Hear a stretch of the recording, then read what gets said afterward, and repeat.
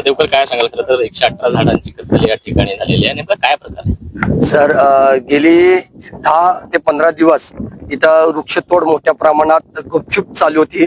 याची माहिती मिळताच काही पत्रकार बांधवांचा मी आभार मानतो की त्यांनी माहिती कळवली होती. प्रशासन यांना पण दखल न घेतलं असल्यामुळे एक प्रामाणिक वृक्षप्रेमी म्हणून मला जशी माहिती मिळाली इथे तात्काळ आलो. त्यावेळी ट्रक जात होते. त्यावेळी ट्रक आणि लाकूड तोडांना आम्ही गुपचूपरित्याने पकडलं.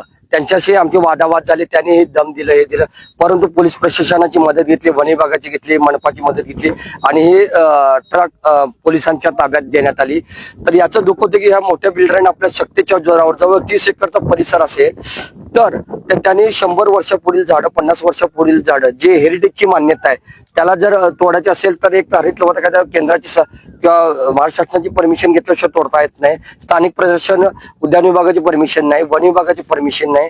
हे कुठल्या जोरावर, कुठल्या तक्तीवर एवढी मोठी झाडं तोडलेत याचा अजून खुलासा झाला नाही. यासाठी आम्ही प्रयत्न करतो. गेले 3 दिवस इथं पंचनामा चालू आहे. अजून झाड किती तोडले त्याचं मोजमाप चालू आहे. हे म्हणजे सोलापुरात एक मोठा इतिहासातली मोठी वृक्षतोड आहे. तरी गप्प का सगळेजण, याचं मला दुःख होत आहे. तर या लढा चालू ठेवणार आहे. हे जे कोणी याला दोषी असतील त्याच्या ह्या प्रमाणात जेवढे सोलापुरात हरित क्रांती होईल, झाडं लावलं येईल किंवा हेच शासनाने ताब्यात घेऊन इथंच जंगल निर्मिती तयार करण्याचा त्याला कडक आदेश देण्यात येईल.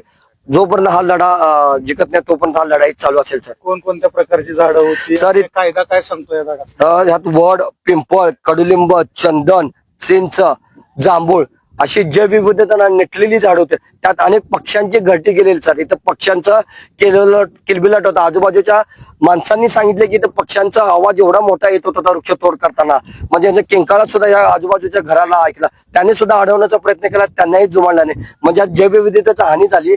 पक्ष्यांचे खून केलाय, झाडांचा खून, इथला ऑक्सिजन टोटली नष्ट करण्यात आलाय. हे आपल्या वसुंधरा मातेचे फार मोठं नुकसान झालेलं आहे. या वसुंधरा मातेच्या गद्दारांना कदापि माफी नाही.